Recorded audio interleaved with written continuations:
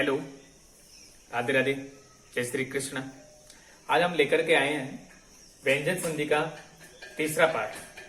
TET की तैयारी करने वाले सभी विद्यार्थियों का हमारे YouTube channel VKP education classes में आप सभी का स्वागत है। व्यंजन संधि का तीसरा पाठ।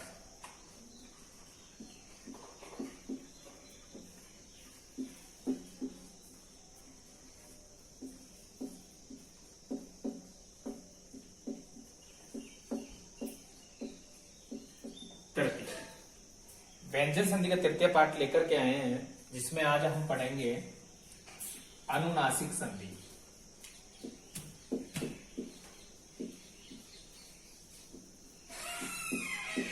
अनुनासिक संधि।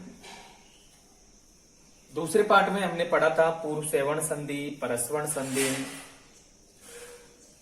छत्व संधि, अनुस्वार संधि, लत्व संधि। ये हमने व्यंजन संधि के दूसरे पाठ में पढ़े थे। आज हम उससे आगे तीसरा पाठ में अनुनासिक संधि पढ़ते हैं। और अनुनासिक संधि का जो सूत्र आता है माय डियर, यरो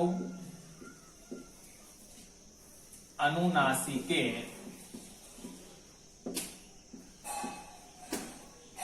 अनुनासिको वा। अनुनासिक संधि का जो सूत्र आता है यरो अनुनासिके अनुनासिको व। इस सूत्र का मतलब क्या होता है कि यहां पर यर वर्ण आया है। यर वर्ण का मतलब होता है कि हे वर्ण को छोड़ करके सभी व्यंजन वर्ण। तो यहां पर हमें देखना है कि जब यर वर्ण के बाद में अनुनासिक वर्ण आता हो तो यर वर्ण के स्थान पर अनुनासिक वर्ण हो जाता है। यर वर्ण के बाद यर वर्ण क्या होता है? है वर्ण को छोड़कर, है वर्ण को छोड़कर शेष सभी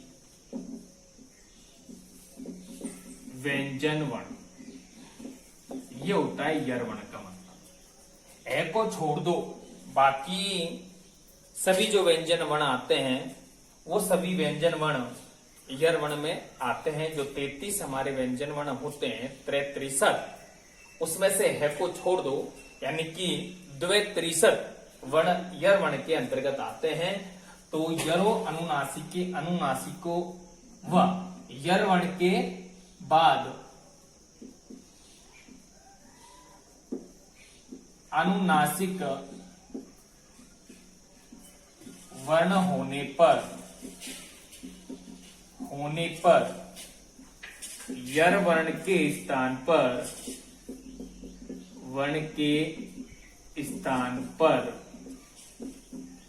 जिसका यर वर्ण आएगा, यर वर्ण के स्थान पर अपना पंचम वर्ण हो जाता है। अपना पंचम वर्ण हो जाता है। पंचम वर्ण हो जाता है, ये आपको अच्छी तरह से देख लेना है।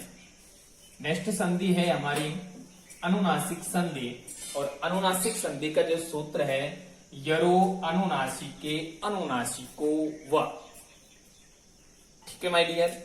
इसका मतलब होता है यर वर्ण के बाद में अनुनासिक वर्ण होने पर यर वर्ण के स्थान पर अपना पंचम वर्ण हो जाता है। यानी कि यर वर्ण का जो भी वर्ग आएगा उसका पंचम वर्ण हो जाता है। ये अनुनासिक संधि में होता है।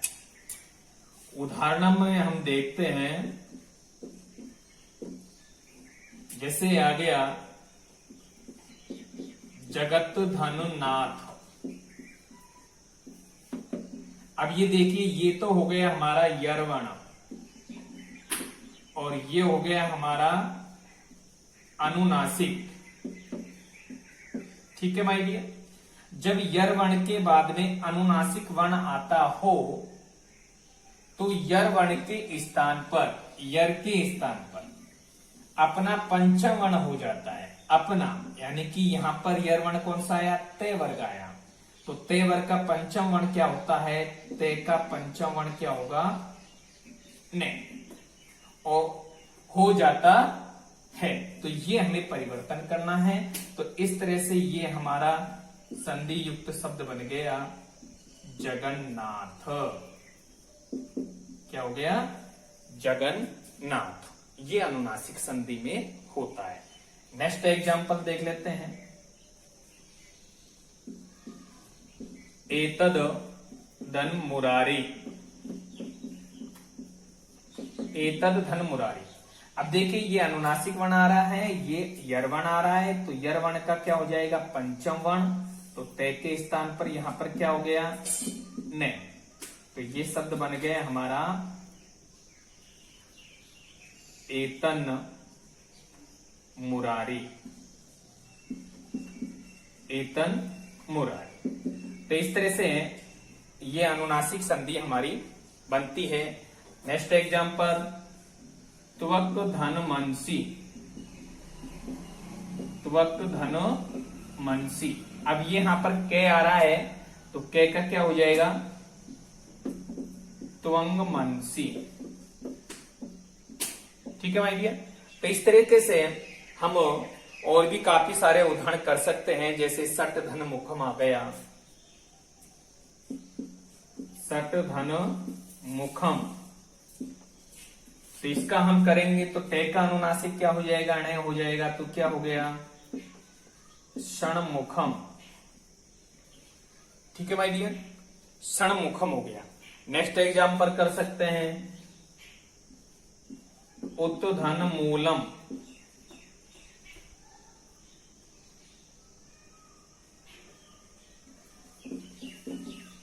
मूलनम। तो यहां पर देखना है ते वर्ग आ गया तो ये क्या हो गया? उन्मूलनम। क्या हो गया? उन्मूलनम। तो इस तरह से हम काफी सारे उदाहरण अनुनासिक संधि से कर सकते हैं। तो ये अनुनासिक संधि का पहला सूत्र था जो हमने किया। जरो अनुनासिके अनुनासिको व। यहाँ पर जगत धननाथ तो हो गया जगन्नाथ। एतद धन मुरारी, एतन मुरारी। सट धन मुखम, षणमुखम। त्वक धन मनसी, त्वंग मनसी। उत धन मूलनम, उन्मूलनम। और भी हम काफी सारे कर सकते हैं। जैसे तत् धन ने आ गया, तत् धन ने। तो ये हो गया हमारा तन। इस तरह से काफी सारे उदाहरण हम कर सकते हैं। जैसे आ गया सत धन मति आ गया, सत धन मति। तो ये कर सकते हैं। तो ये बन गया हमारा सन्मति। ठीक है भाई। और भी कर सकते हैं उत धन नति। तो ये बन गया हमारा उन्नति। इस तरह से काफी सारे एग्जाम्पल हम कर सकते हैं। याद आपको रखना है कि यर वर्ण के बाद में जब कोई भी अनुनासिक वर्ण आता हो तो यर वर्ण के स्थान पर यर वर्ण का पंचम वर्ण हो जाता है। ये तो था अनुनासिक संधि का पहला सूत्र। नेक्स्ट अनुनासिक संधि का दूसरा सूत्र जो आता है, द्वितीय सूत्र, वो आता है प्रत्यय भाषायाम नित्यम।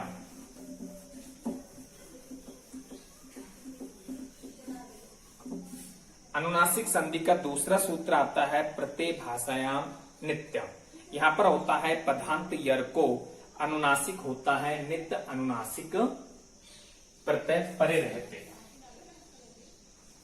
दूसरा सूत्र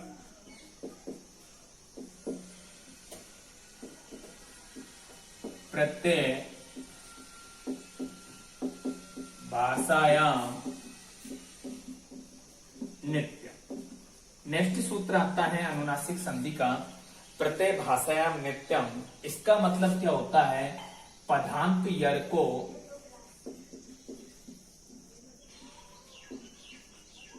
पदांत यर को अनुनासिक होता है, नित्य अनुनासिक प्रत्यय परे रहते। यर को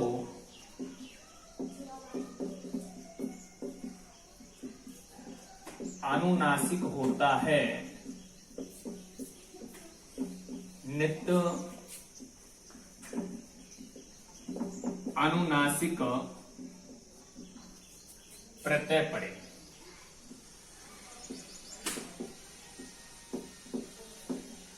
यानी कि यर वर्ण के बाद में जब कोई भी अनुनासिक प्रत्यय हो, स्थिति हमारे पास में आती है यर प्लस अनुनासिक प्रत्यय। जब ऐसी स्थिति आती हो, यर वर्ण के बाद में जब अनुनासिक प्रत्यय आता हो, तो यर वर्ण को अनुनासिक हो जाता है, अनुनासिक हो जाता है। जैसे आगे हमारा एग्जाम्पल हम लेते हैं, उदाहरणम वाक् धन माला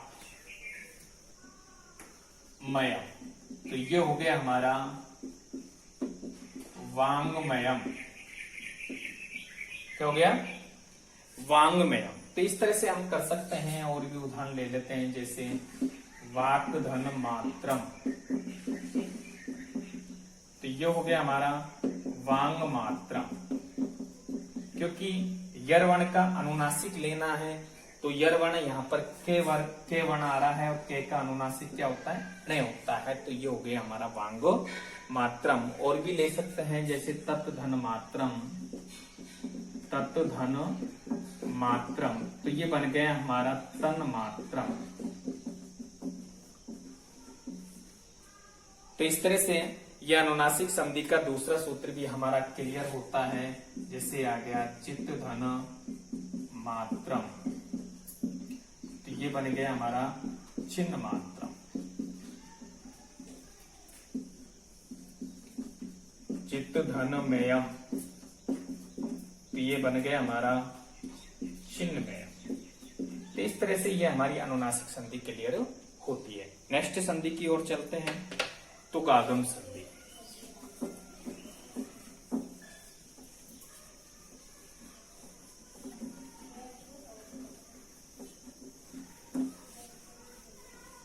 आप हमारे वीडियो को लास्ट तक देखते रहिए। बहुत ही अच्छे तरीके से हम आपको व्यंजन संधि का तृतीय पाठ भी क्लियर कराने जा रहे हैं। नेक्स्ट संधि है हमारी तुगागम संधि। तुगागम संधि। नेक्स्ट संधि जो आती है हमारी तुगागम संधि आती है। तुगागम संधि में क्या होता है? तुक धन आगम। और तुगागम संधि का इसमें तुक का आगम होता है, और इसका सूत्र है, प्रथम सूत्र हम लेते हैं सी तुका।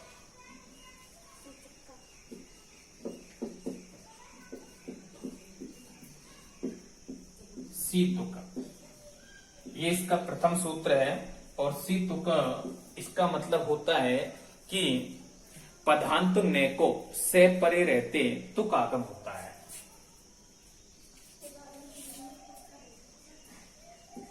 पदांत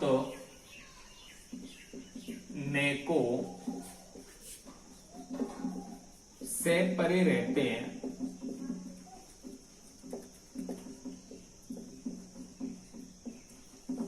तुक आगम होता है। ये आपको तुक आगम होता है, तो तुक का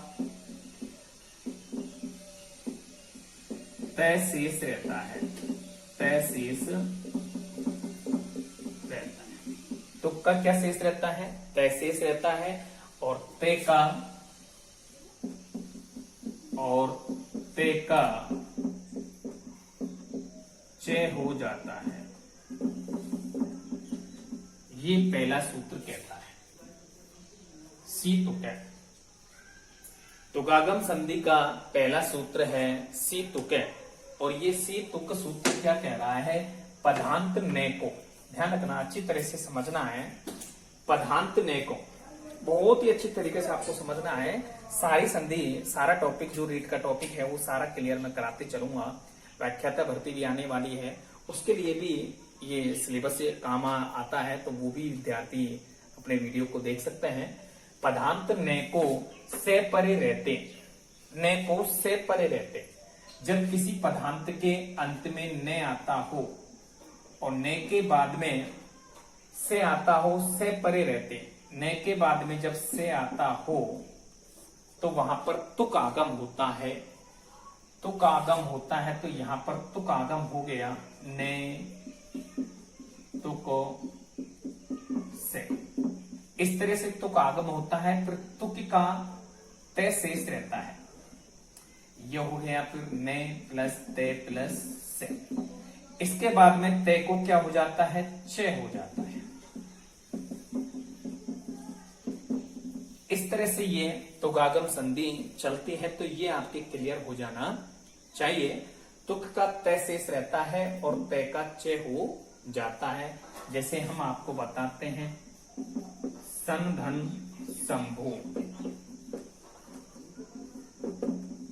सन धन शंभु। तो इसमें देखते हैं, तो ये क्या हो गया, तुक आगम करना है क्योंकि ने के बाद में से आ रहा है, तो सन धन तुक धन शंभु। इस तरह से हमने यहाँ पर तुक आगम कर दिया। अब तुक का क्या शेष रहता है, तय शेष रहता है। तो नेक्स्ट करते हैं, सन धन तय धन शंभु। अब तय का क्या हो जाता है, च हो जाता है। तो नेक्स्ट हो गया सन धन च धन शंभु। अब छत्व संधि में आ जाइए। छत्व संधि में से का क्या हो जाता है, छत्व संधि में, छत्व संधि में क्या होता है कि जब ये वर्ण के बाद में से आता हो तो से के स्थान पर छ हो जाता है। तो इस तरह से ये हमारी संधि बन जाती है,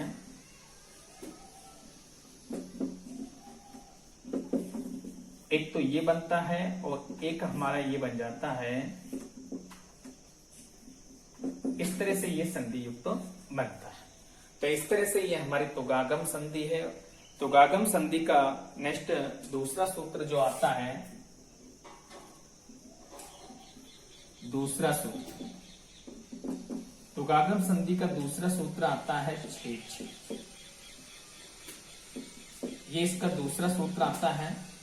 और ये छेच वाला जो सूत्र है, ये क्या कह रहा है कि हस्व, हस्व को छह परे रहते तुक आगम होता है। हस्व को छह परे रहते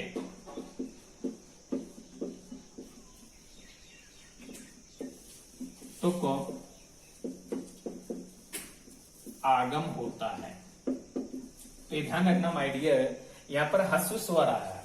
हस्व स्वर को छह परे रहते स्थिति हमारे में क्या आती है, हस्व स्वर, हस्व वर्ण प्लस 6। जब ऐसी स्थिति आती हो तो वहां पर तुक आगम होता है। तुक आगम का मतलब क्या हो गया, हस्व वर्ण प्लस तुक प्लस 6।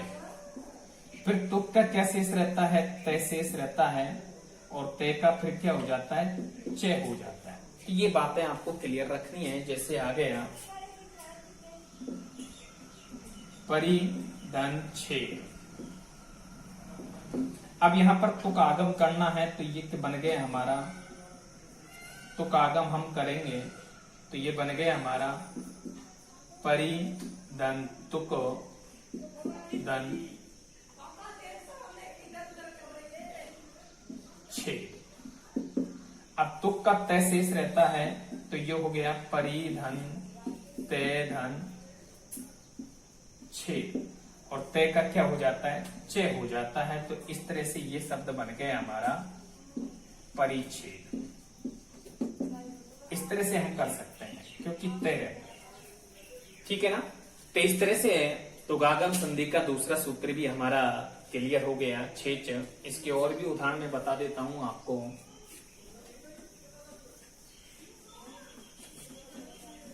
तुगागम संधि का परिच्छेद वाला उदाहरण हमने देख लिया। नेक्स्ट उदाहरण देखते हैं, जैसे अनुच्छेद आ गया, जैसे आ गया पदछेद। इसको आप करके देखें। पदछेद में यहां पर देखिए अश्व स्वर आता है और अश्व स्वर के बाद में छे आ रहा है, तो ये क्या हो गया, पद धन तुक धन छे, तुकागम हो गया। अब यहां पर करना है पद धन तुक का तय शेष रहता है धन छेद, और तय का चय हो जाता है पद धन चय धन छेद। तो इस तरह से ये शब्द बन गया हमारा पदछेद। तो इस तरह से ये यहाँ पर तुगागम संधि होती है, पदछेद में तुगागम संधि होती है। नेक्स्ट देखते हैं अनुच्छेद। नेक्स्ट देखते हैं विच्छेद। तो इस तरह से ये उदाहरण हमारे तुगागम संधि के होते हैं। तुगागम संधि का ये दूसरा सूत्र है। नेक्स्ट तुगागम संधि का नेक्स्ट सूत्र हम देखते हैं पदांतादवाद। पदांतादवाद में क्या होता है, पदांतादवाद में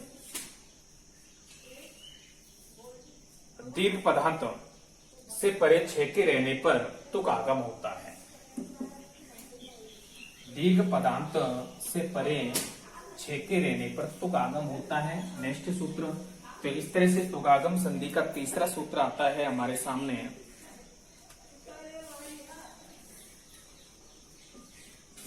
तीसरा सूत्र पदांताद व। इसका मतलब क्या होता है कि पदांत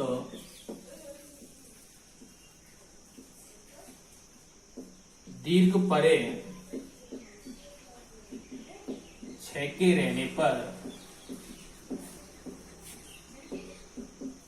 विकल्प से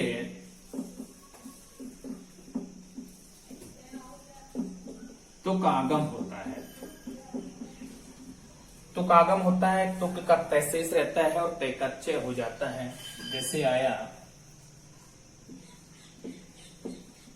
लक्ष्मी धन माला।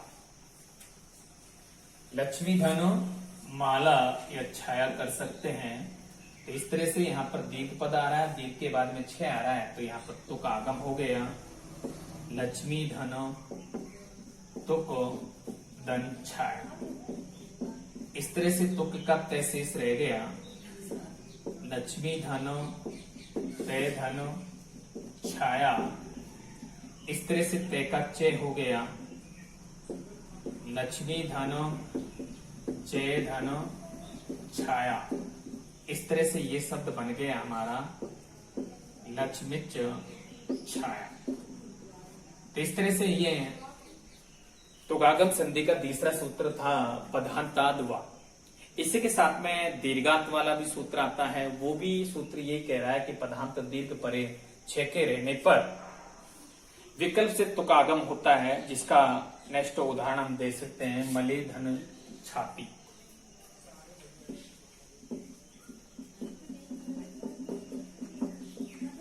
मले धन छाती, इसको भी हम पढ़ सकते हैं, दीर्घ आता है तो ये क्या हो गया मलेच छाती। नेक्स्ट सूत्र आता है इसका, चौथा सूत्र आता है तुगागम संधि का। चौथा सूत्र जो आता है आंगमोश।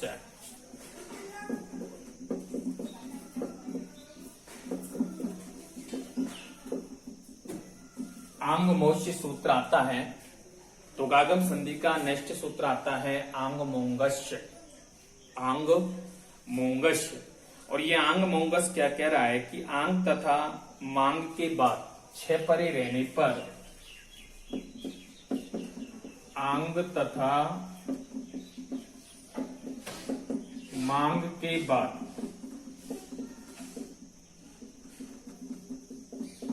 छह परे रहते विकल्प से तुक आगम होता है। ठीक है, आंगमोश। तो इसका एग्जाम्पल हम ले सकते हैं, जैसे आधन छाद्यति, छाद्यति।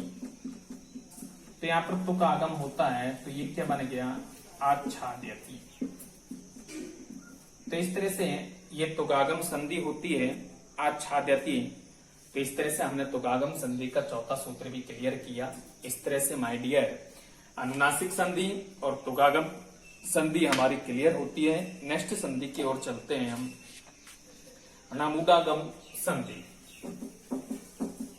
आज हमें व्यंजन संधि का तीसरा पार्ट भी क्लियर करना है, ताकि हमारी व्यंजन संधि क्लियर हो सके। नेक्स्ट संधि की ओर चलेंगे, विसर्ग संधि, वो हम नेक्स्ट वीडियो में आपको बताएंगे। नेक्स्ट संधि है अनामुदागम संधि।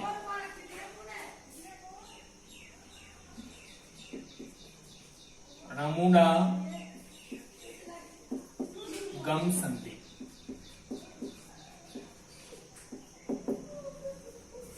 अनामुदागम संधि आती है, इसका मतलब क्या होता है, अनामुद धन आगम। अनामुदागम संधि, अनामुदागम संधि में क्या होता है, अश्रु स्वर के बाद जो णम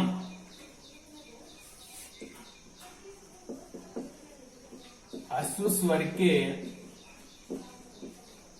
बाद जो अणम, अणम का मतलब क्या होता है, अणे अणे ने। अश्रु स्वर के बाद अणम, अणम का मतलब होता है अणे अणे ने। तदंत पद से परे अच को, तदंत पद से परे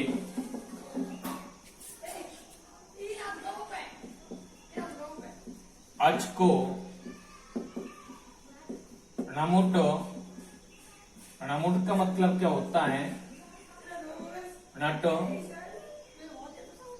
नोटो नोटो नोटो नोटो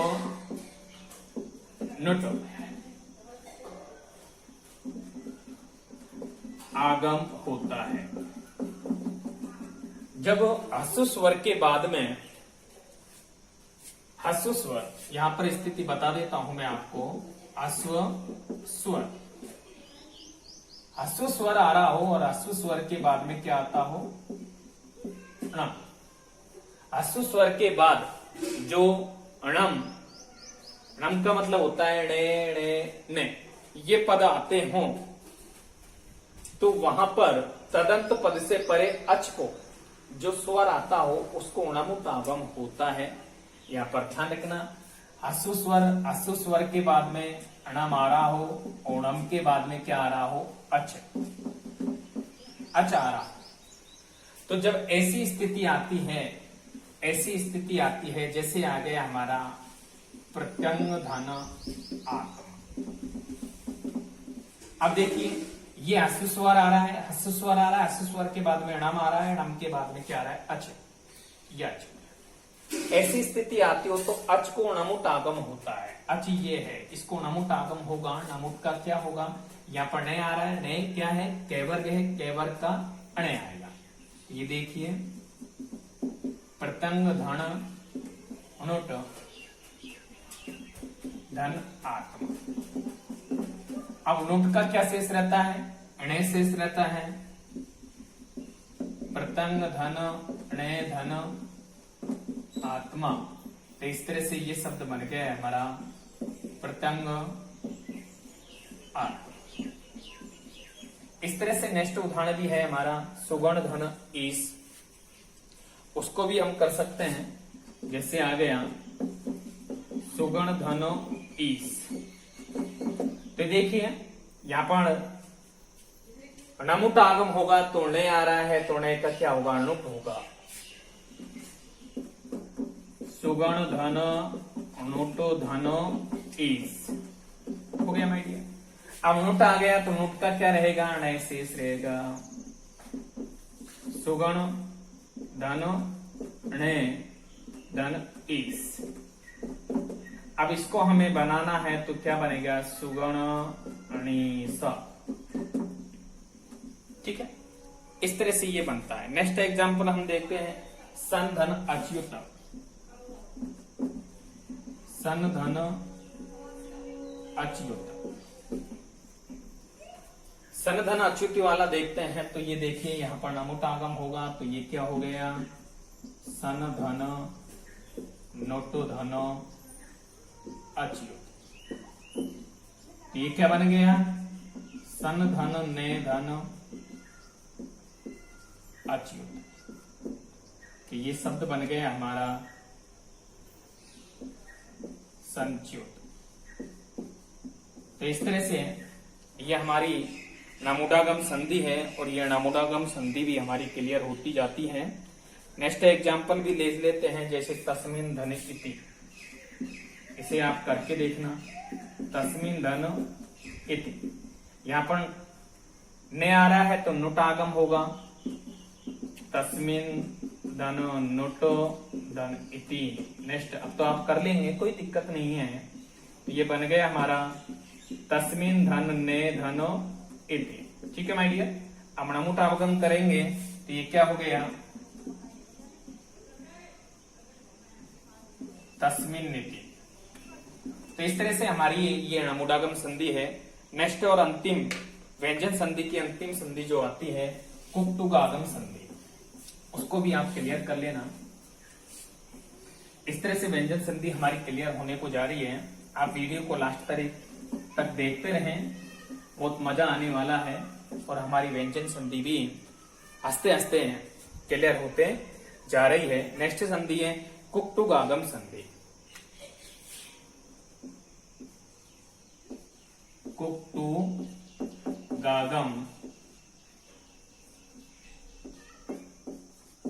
संधि। कुक्तुगागम संधि ये हमारी व्यंजन संधि की अंतिम संधि है। कुक्तुगागम संधि यानी कि कुक्कुधन आगम। ठीक है माय डियर। तो इस तरह से कुक्तुगागम संधि हम करते हैं। इसका सूत्र आता है णौ कुक टुक सरी। सूत्र आता है इसका णौ कुक टुक सरी, ये इसका सूत्र आता है। णौ कुक टुक सरी, णौ कुक टुक सरी। सूत्र क्या आता है इसका, णौ कुक टुक सरी, णौ कुक टुक सरी। इसको हम खोल करके लिख लेंगे तो णेकार और णेकार के बाद में सर के रहने पर विकल्प से कुक और टुक आगम होता है। णेकार और णेकार, णेकार और णेकार के परे सर के रहने पर, सर का मतलब क्या होता है, से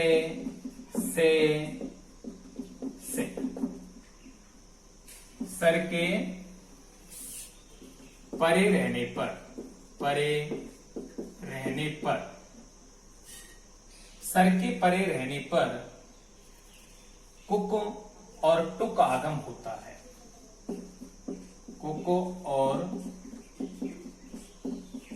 टुक आगम होता है।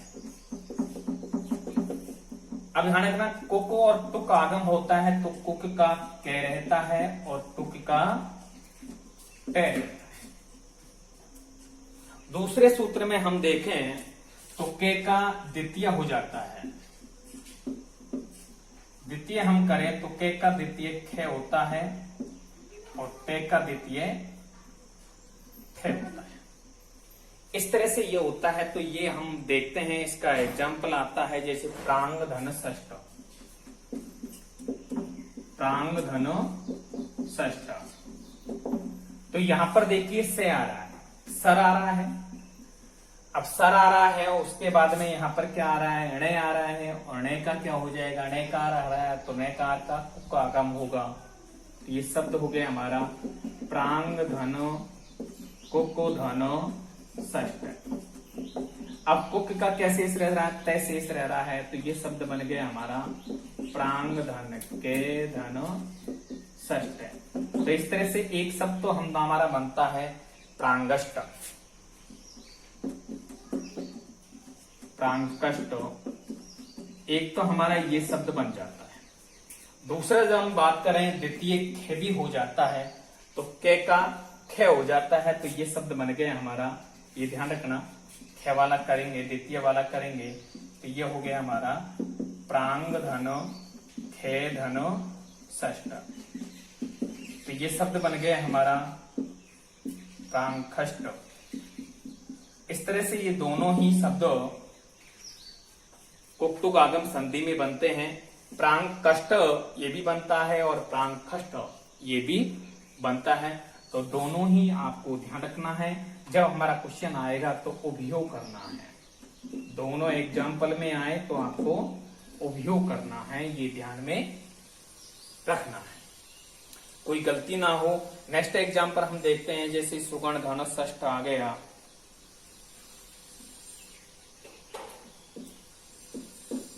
सुगण धन षष्ठ, तो ये भी हमारा क्लियर हो जाएगा।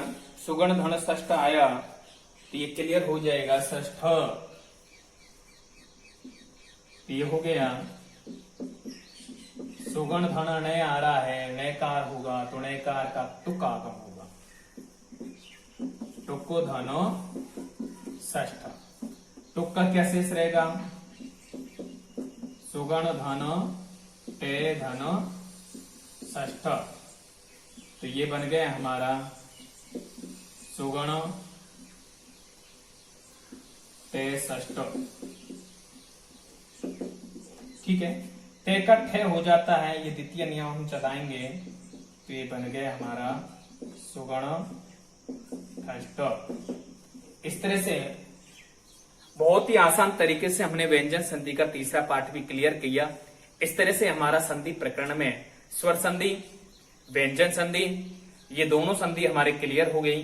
नेक्स्ट विसर्ग संधि वो हम नेक्स्ट वीडियो में लेकर के फिर हाजिर होंगे। जब तक के लिए राधे राधे, जय श्री कृष्ण।